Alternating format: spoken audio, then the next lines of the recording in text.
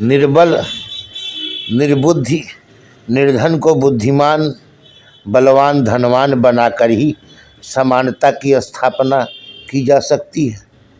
बलवानों धनवानों बुद्धिमानों को निर्धन निर्बल एवं निर्बुद्धि बनाकर समानता की स्थापना वैसे ही है जैसे कि आँख वालों की एक आँख या दोनों आँखों को फोड़कर एकाक्षों या अंधों के बराबर बनाकर समानता की स्थापना करना है।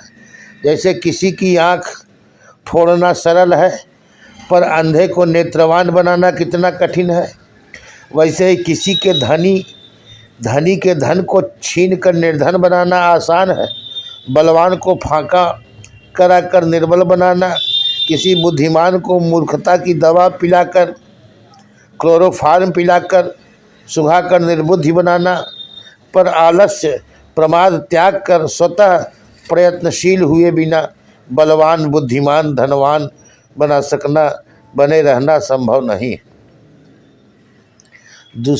कोई आगे बढ़ गया तो उसकी टांग पीछे खींच करके सबके बराबर करना, यह कोई विकास है? और सब समान, कम्युनिस्ट लोग कहते हैं सब समान हो जाएंगे।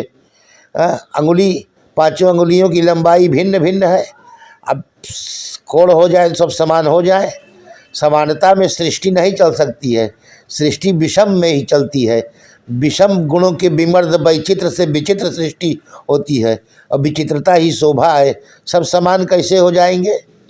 एक बाप के दो बेटे हैं, एक मिडिल फेल है, एक डबल विषय एम ए है। हमारे यहाँ तो संगच्छध्वम संबद्धध्वम यो वो मनांसि जानताम इत्यादि मंत्रों के द्वारा संगमन संबधन और सौमनस्य संघटन आदि को अभ्युदय का कारण कहा गया है। माँ विदिशावहै आदि मंत्रों के द्वारा ईश्वर से भी परस्पर द्वेष मिटाने की प्रार्थना की गई है। यहाँ दुर्बुद्धि दुर्भावना असहिष्णुता उच्छृंखलता बढ़ती है, वहीं विद्वेष वैमनस्य विवाद तथा विनाश आदि होता है।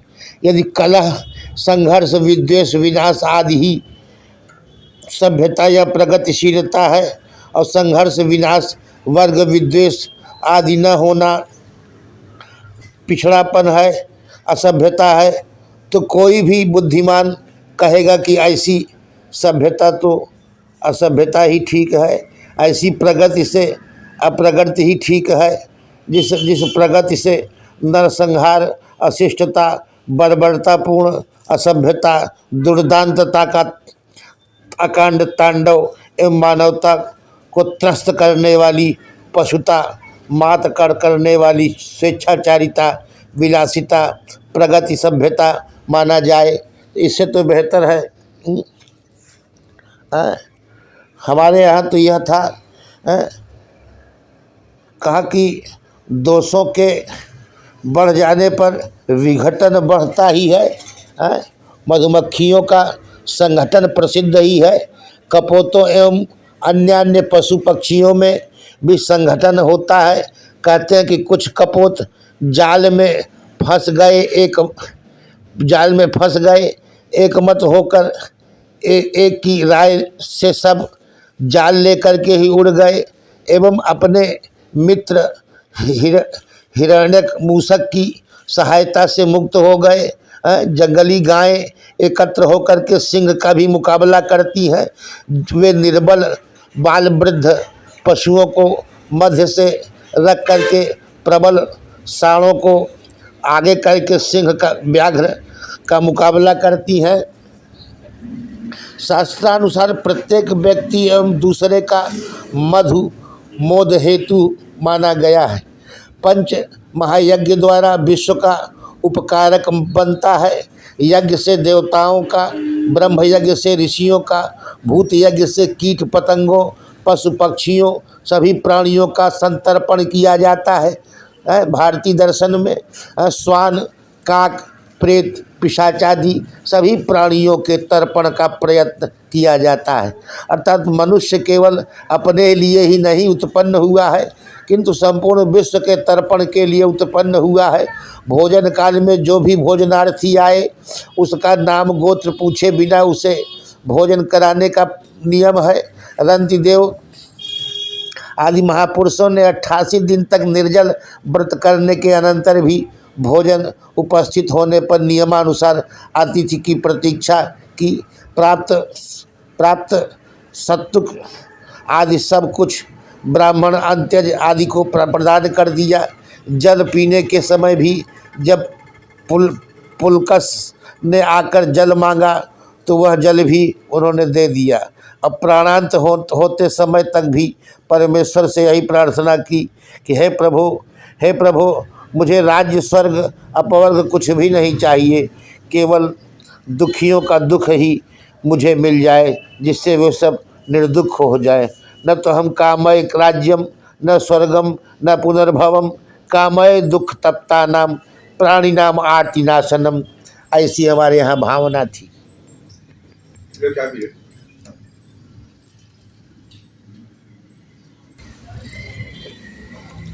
अधिक क्या कहें, दैहिक संगठन भी कम चमत्कारपूर्ण नहीं है।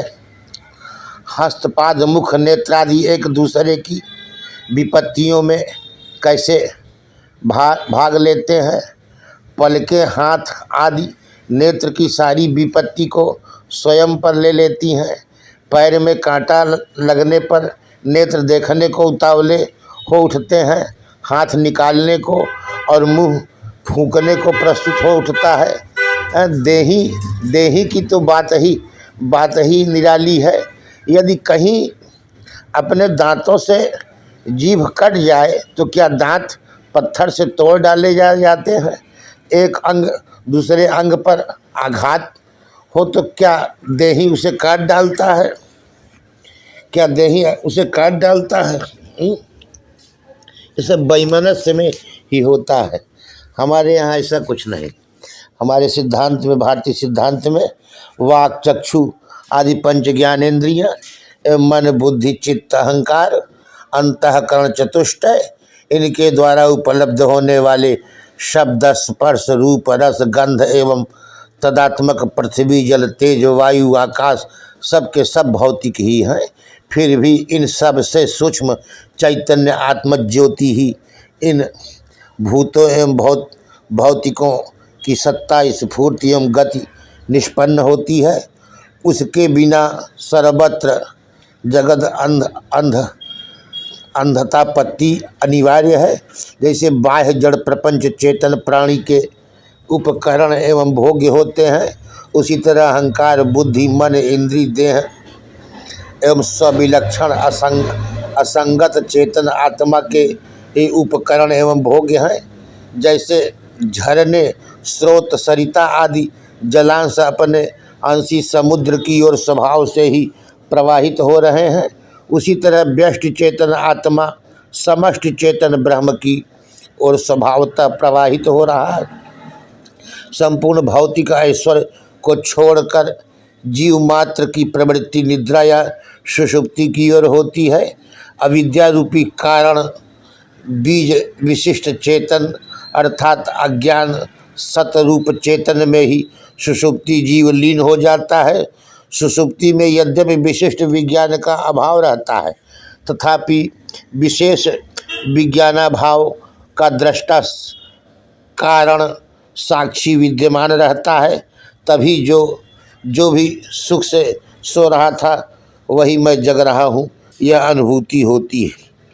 यह कहा जा चुका है कि स्वभाव से सीमित सत्ता ज्ञान आनंद स्वतंत्रता एवं सीमित शासन और शक्ति वाला प्रत्येक जीव निसीम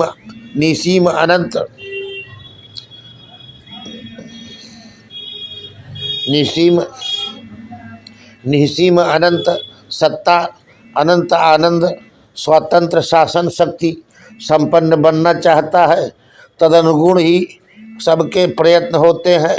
जैसे महाधन प्राप्त करने के लिए व्यापार आदि कार्यों में पर्याप्त धन व्यय करना पड़ता है, वैसे ही महती स्वतंत्रता प्राप्ति के लिए पर्याप्त स्वतंत्रताओं का त्याग कर विविध आध्यात्मिक, धार्मिक, सामाजिक नियम स्वीकार करना पड़ता है। इसलिए कहा जाता है कि सनातन परमेश्वर ने अपने सनातन अंश जीवों का सनातन कैवल्य पद प्राप्त कराने के लिए सनातन निःश्वासभूत वेदादि शास्त्रों द्वारा आध्यात्मिक, धार्मिक, सामाजिक, राजनैतिक सनातन नियम रूप साधनों का उपदेश करते हैं। अतः भौतिक अवस्थाओं के रद्दोबदल से उनमें रद्दोबदल करने का कोई प्रश्न ही नहीं खड़ा होता। यह दूसरी बात है कि साधनों के न होने पर साधनहीन कामों में बाधा आती है, वैसे ही धनादि के प्रभाव में तदधीन कार्यों में बाधा पड़ती है। यह ठीक है कि भंग, सुरा आदि मादक पदार्थों के सेवन का प्रभाव जैसे मन, बुद्धि, विचारों पर पड़ता है, वैसे धन, भूषण, वस्त्र, भवन, वाहन आदि के अस्तित्व में मन, बुद्धि पर दूसरे ढंग का प्रभाव पड़ता है। उनके अभाव में दूसरे ढंग का प्रभाव पड़ता है। साधन संपन्न दूसरे ढंग से सोचते विचारते हैं और साधन विहीन दूसरे ढंग से। फिर भी प्रमा स्वरूप ज्ञान पर धनादि के भावाभाव का कोई असर नहीं पड़ता। एक धनविहीन भी नेत्र से रूप को देखता है, शब्द नहीं। श्रोत्र से शब्द को ग्रहण करता है, रूप नहीं। वैसे ही धनी भी नेत्र से रूप देखता है, निर्धन भी देखता है। निर्धन भी श्रोत्र से शब्द सुनता है, धनी भी श्रोत्र से शब्द सुनता है। निर्धन भी त्वक से स्पर्श करता है। संपत्ति, विपत्ति, साधन संपन्नता, साधन विहीनता किसी भी दशा में प्रमाण के अधीन नियमित ही प्रमा होती है। निरोग उपविष्ट हो अथवा रुग्ण हो करके भूमि पर विलुंठित हो रहा हो, निर्दोष चक्षु से रज्जु ही ज्ञान होगा।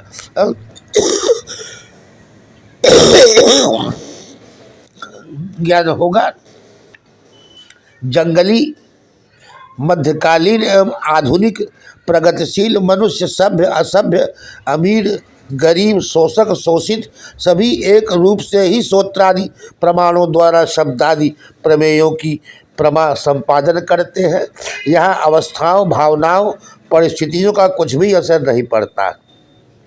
जैसे कांटे से कांटा निकाला जाता है, विष से विष का प्रशमन होता है, वैसे ही भौतिक साधनों से ही भौतिक प्रपंच का प्रशमन कर अभौतिक स्वप्रकाश ब्रह्म तत्व प्राप्त किया जाता है। मर्त से अमृत एवं अमृत से सत्य वस्तु को प्राप्त कर लेना ही बुद्धिमानों की बुद्धिमानी है। और परस्पर विद्वेष और शोषण की भावना हमारे शास्त्रों में जगह नहीं। श्री राम जय राम, जय जय राम। श्री राम जय राम।